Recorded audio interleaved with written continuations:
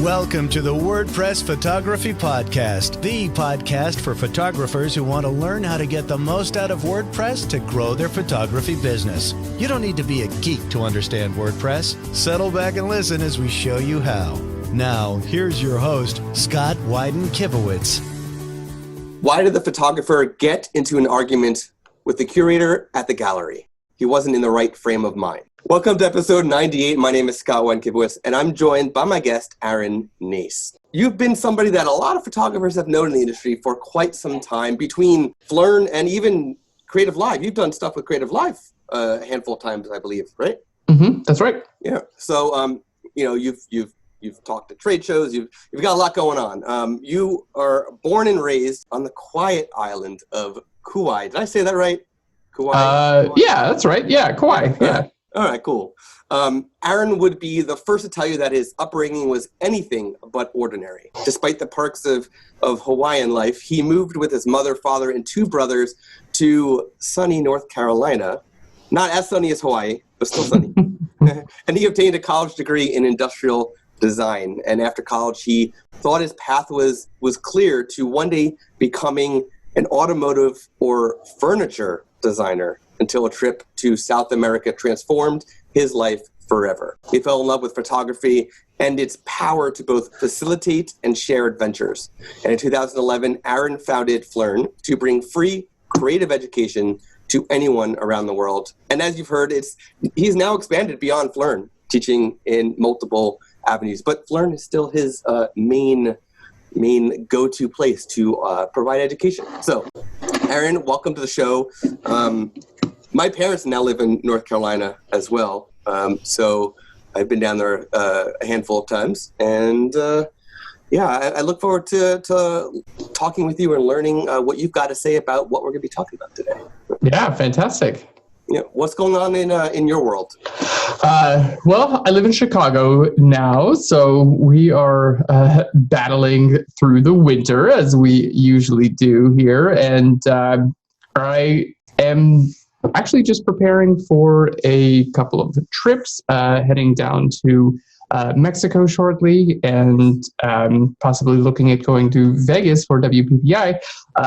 But I just sprained my ankle, unfortunately. So I'm like, am I going to be able to actually make these things? So it's a race against the clock. I'm doing everything that I possibly can to heal my ankle up, so I can actually go on these trips. Especially at something like WPPI, where it's so much walking, it's so much on your feet. That's a tough one, because the only way to heal is to rest it. But exactly. Yeah. So that's my life right now. It's spending a bunch of time with my leg up and hanging out on my laptop, and spending time at home with my wife and my dog, and just relaxing and do the best I can to heal. But maybe it's a blessing in disguise. Maybe somehow you needed this little bit of a relaxation break. Probably. Yeah. Probably. That's a good way of life, telling me to slow down. Yeah. Decompress a little bit. Exactly. Yeah. Exactly. So speaking of compressing or decompressing, often on this podcast, in my Facebook group and elsewhere, the topic of optimizing images for the web has come up. And I've had my go-to for exporting from Photoshop, from Lightroom, and using WordPress plugins that I recommend for people to optimize their images. But I'd love to hear from you on how you would instruct photographers to optimize their photos from the web straight from Photoshop without the need for a third-party tool. Yeah, I mean, that's an interesting question, because I actually do use a third-party tool. In my opinion, Photoshop can get you part of the way there, but the third-party tool that I use is JPEG Mini.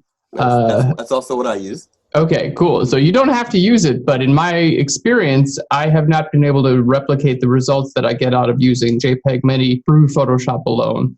So traditionally, what I would do is just go to Save for Web and Devices from Photoshop, which is fantastic because it'll allow you to automatically convert your image to sRGB while you're exporting, and that allows you to display your images properly on the web. So if you're not exporting at sRGB, I highly recommend doing so. And then, to be honest, I run everything to JPEG Mini, and it cuts my file size dramatically. And then I know there are like WordPress plugins and things like that to do anything additional. But that's our workflow. That's what we do here at PHLEARN. We create quite a bit of content, and we upload quite a few, JPEGs every single day to, whether it's PHLEARN magazine or one of our tutorials or our Lightroom presets and things like that we have on the site. We're constantly uploading to the web, and so file size is a big deal. And I would say any type of compression you can get, as long as it produces an image that you're happy with, go for it. Have you ever tested the output between save for web and then dropping that into JPEG Mini versus using the JPEG Mini Photoshop extension and just clicking that and exporting? Have you ever tested the difference between the two? I have not, actually. No, I don't have the JPEG Mini Photoshop extension installed. I just use it as a standalone app. Right, drag it into it, yeah. Yep. But that'd be an interesting test for sure. But I'm a big fan of the app. I have the pro version of JPEG Mini. And what we'll do here at PHLEARN systematically is just drop entire folders. So, basically our entire team runs off of a RAID array or multiple RAID arrays here in our studio for local storage and backup. And then we use external cloud-based storage and backup, as well as, secondary. So what we'll do periodically is just run all of the JPEGs that, basically just drop an entire folder, which may contain, thousands of images, just drop the entire thing into JPEG Mini. And, I think through the years, we've probably saved quite a bit of space just on our own file server. So I think that there's a lot of value, obviously, if you're uploading to the web, but also just saving space on your hard drive. It's a fantastic tool to use. Yeah, I pretty much do the same thing with any JPEGs. I mean, with raw files, you're still gonna have loads of storage required. But JPEG Mini has definitely saved a good chunk as far as any of the JPEGs that I wind up saving. On the same topic of compression, often with image compression comes many times softening of images. You lose the sharpness. So I thought it'd be useful if you could share how you would recommend or what you would recommend for photographers to do inside of Photoshop or Lightroom for the web, so that when you compress that image, whether you do it out of those softwares or something through a JPEG Mini or through a WordPress plugin, what would you recommend photographers do to make sure that image still looks crisp? Well, I would definitely recommend sharpening your images before exporting them out of Photoshop. And my big recommendation there is try to get your image at the actual size that you would display it at. So if this is going to be, 500 by 500 pixels on the web, go ahead and scale it down to 500 by 500 pixels and then do your sharpening at that size and then export it out for the web. I don't recommend doing this to the original, so just make sure you make a copy. That way you don't accidentally save over your original and now you have a drastically smaller image than what you started with. So just duplicate, your final image, go ahead and scale it down and then sharpen and then export it out. And if through your compression, it's a little bit softer than what you'd like, just bump up the settings on your sharpening a little bit and that should displace it real quick. So one of the things, I'm more of a Lightroom user than a Photoshop user. One of the things that I do in Lightroom, especially for going to WordPress, because I also use Imagely's Lightroom plugin so that we can send right to, I can send right to my website right from Lightroom,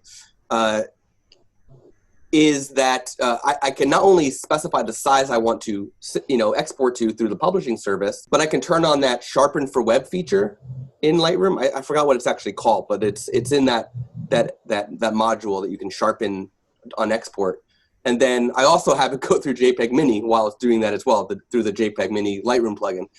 So it's getting shrunk on export, compressed through JPEG Mini, and sharpened right in Lightroom.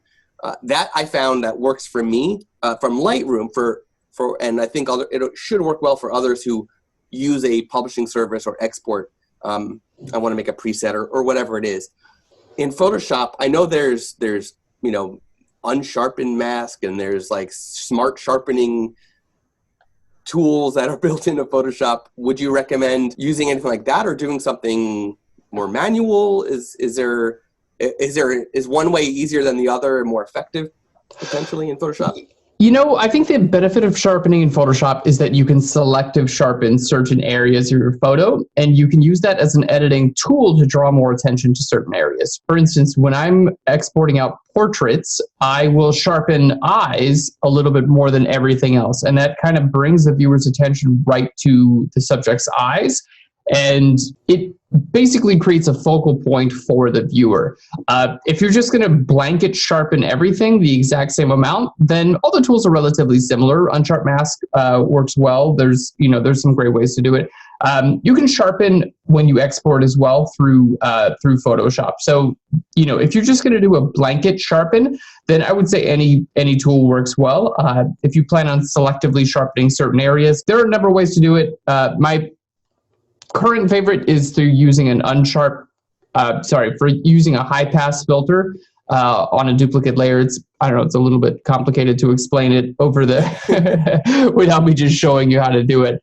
But if you have a YouTube video of it or a tutorial on PHLEARN, be sure to get me that so I can link to that. I'll link to it. Yeah, we have a YouTube video called "How to Sharpen and Save for the Web in Photoshop." So awesome. Sounds like exactly what you need here. We'll link to that. Yeah. The next thing that I feel like hasn't been discussed enough because it's still kind of new, and unfortunately I don't have an iPad to actually test this out. My iPad's a little bit older, but Photoshop for iPad is apparently now a legit Photoshop. Like apparently it is I don't know if it's fully what you can do on desktop, but apparently it is a pretty heavy-duty Photoshop on an iPad. And for the nomad or travel photographers, the destination wedding photographers who don't want to travel with a laptop, or any photographer who is on the road a lot, they have options for editing workflow. And that's whether it's Lightroom Mobile, Photoshop for iPad, Affinity's Photo, their iPad, or even some of the smaller ones that exist. Can you talk, as somebody who has experience with Photoshop, can you talk about Photoshop for iPad for these photographers that are on the go and potentially share some workflow or editing advice for people who might be new to the whole idea of going with nothing but a small iPad? Yeah, totally. So Photoshop for the iPad was released at the time of this recording about 6 months ago, and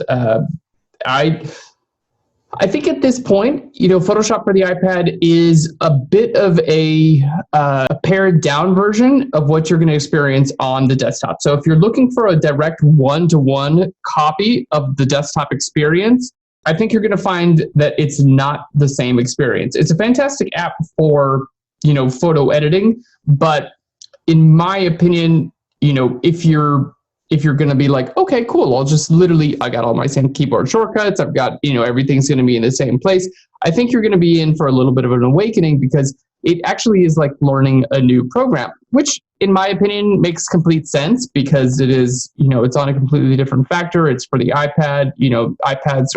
They're just a very different type of hardware than a computer. The operating system is very different. So I think they've done a fantastic job with Photoshop for the iPad. But what I've seen, there's been a decent bit of kickback in the industry because, in my opinion, a lot of people were expecting, hey, this is going to be legit Photoshop. This is like a one-to-one direct copy of what I'm going to be using on my desktop. And so I think a lot of people were expecting that and then found something slightly different on the iPad. So when I first started using Photoshop on the iPad, it took me maybe a day or two to kind of get used to the tools. And I would say that a large portion of the things that I do on Photoshop for the desktop are available on the iPad. There is going to be a bit of a learning curve just in things like file management. Like what you do on a desktop computer is very different from how you access your files on an iPad. And I think we're entering a cool time in which that, is a possibility. When I first started using iPads or tablets, years ago, that wasn't even a possibility. You could not put a PSD file on your iPad a few years ago, So the fact that you have that option now and to bring that file and start editing it and save over the cloud, I think we've come a long way. And I'm personally excited to see where this software goes in a few more years. I think we're at the early stages, and just like with every other technology at the early stages, like it takes a little bit of time to really develop the true potential of a piece of software. And, Photoshop has been so near and dear to us for many, many, many years. And porting that over the iPad, I'm sure is been a difficult task. But not only that, it's just at its infancy. So I think if you kind of accept that, that's where we're at in the stage of product development, and, understand that it's going to continue to develop over time, and, more and more of those features that we love are going to be, included in the program, then, that's kind of the way I think about it is, for doing things relatively quickly and relatively simple edits, I would say, go for it for sure. When on the go, I think Lightroom for the iPad is fantastic. I think that they nailed that right out of the gate. And, if I'm going to do some light editing, some maybe some sketching, some light compositing and things like that, Photoshop on the iPad is fantastic. But personally, if I'm going to get in and still do my, very involved composite images that take hours and hours and have many different layers, and, this is a general client image or a work image, generally I'll still do that on my computer for a number of reasons. I'll generally have a larger screen that I'm working on, and a keyboard with keyboard shortcuts, and a Wacom tablet, and a computer that has a lot of processing power. So I think it really depends on what you're doing with your time. If you're out and about and you have some time to work on your images and all you have with you is your iPad, then it's a fantastic tool. If you have your laptop with you and it runs Photoshop well, you could use that too. If you happen to have a desktop around, you could use that too. So, I think that's kind of the general order for me in terms of software.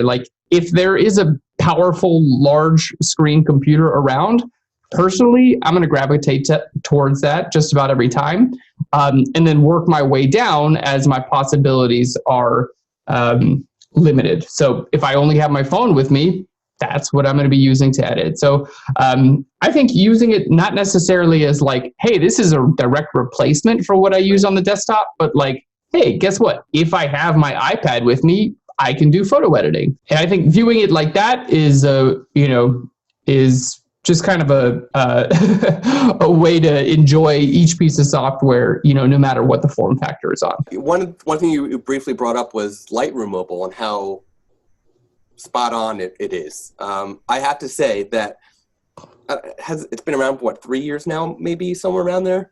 I agree that Lightroom Mobile is absolutely incredible.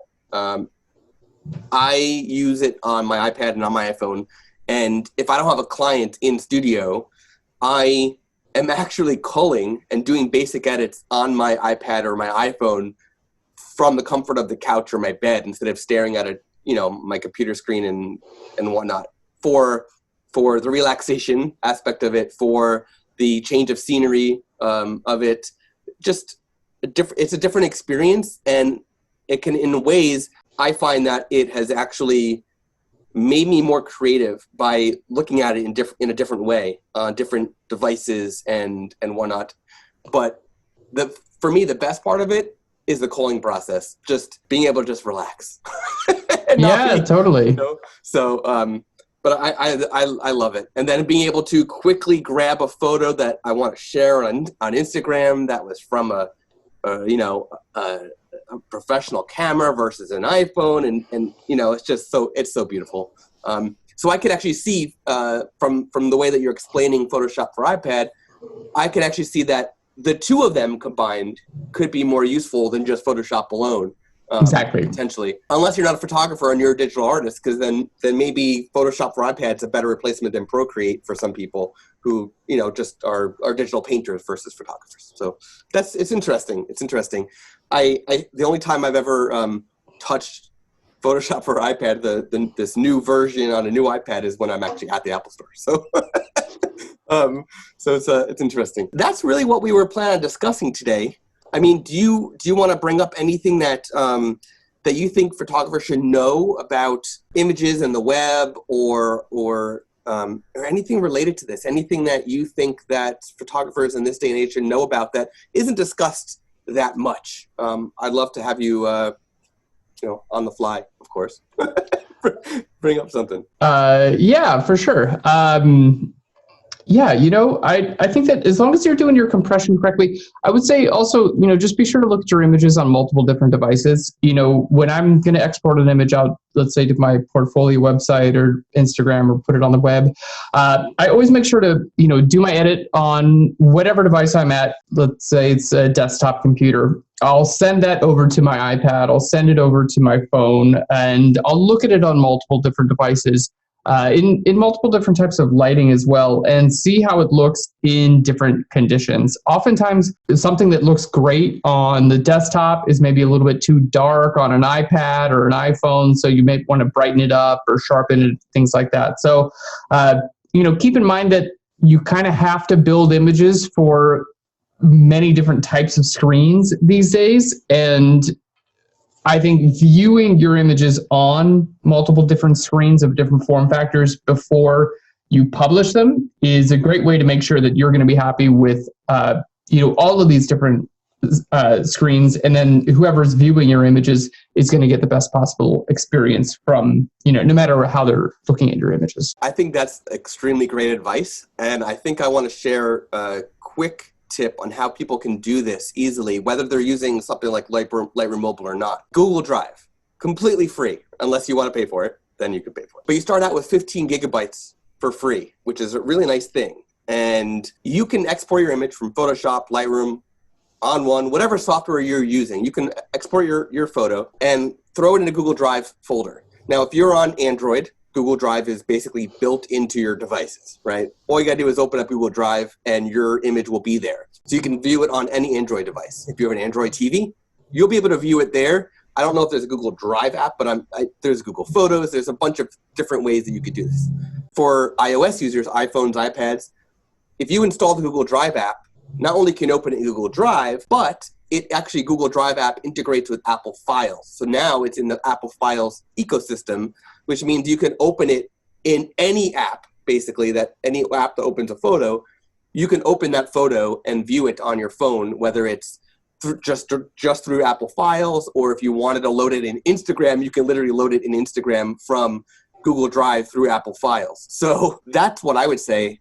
If you don't have Lightroom Mobile to pull it up on your Apple TV and your Android devices and your iPads and stuff, just use Google Drive because it's free and it's so deeply integrated with everything. Yeah, it's a fantastic piece of software. Yeah, and I think that, that just speaks to the time that we're living in. Cloud-based storage is become, the de facto, format, especially if we're, doing things like transferring through our different devices.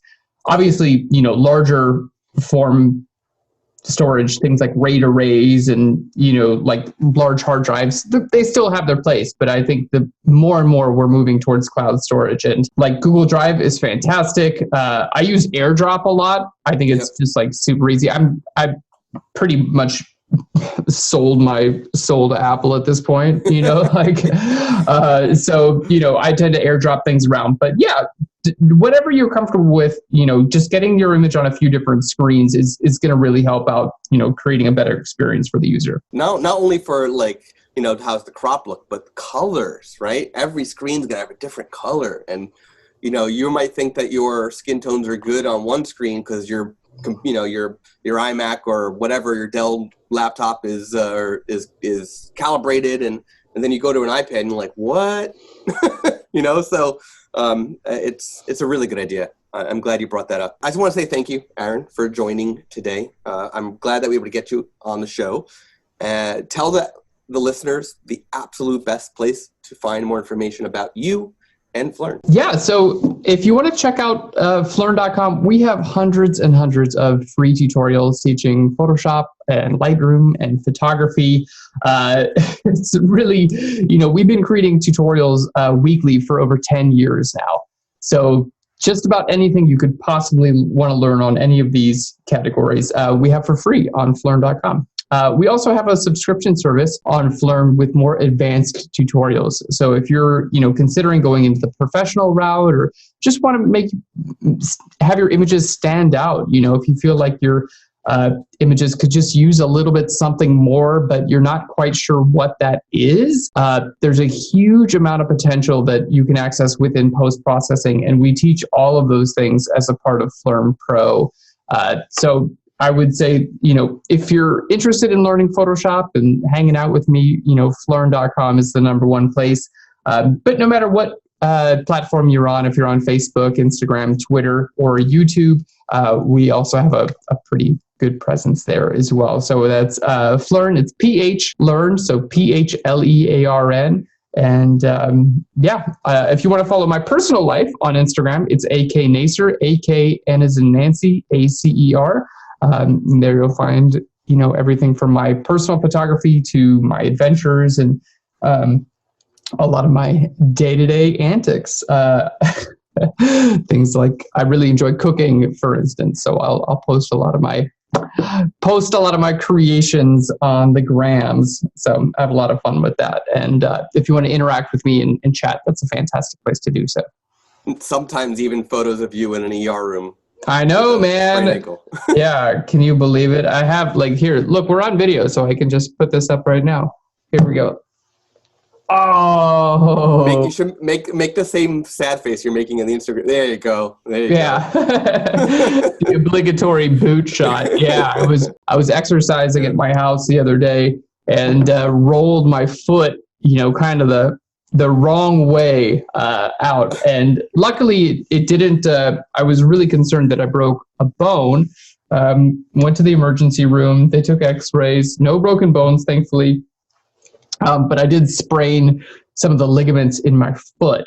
So it's probably somewhere between 2 to 4 weeks of wearing a boot and then, taking it real nice and easy after that. But I've been doing my best, and my wife, Katie, is just an absolute angel. She's the best, and she's been taking care of me and my sorry self that can't even, it's amazing what you can't really do very well when you got a boot on and you're not supposed to put any pressure on your leg. Even just very, very simple things like, putting on your pants becomes difficult. So I'm super thankful to have Katie by my side because she's just fantastic.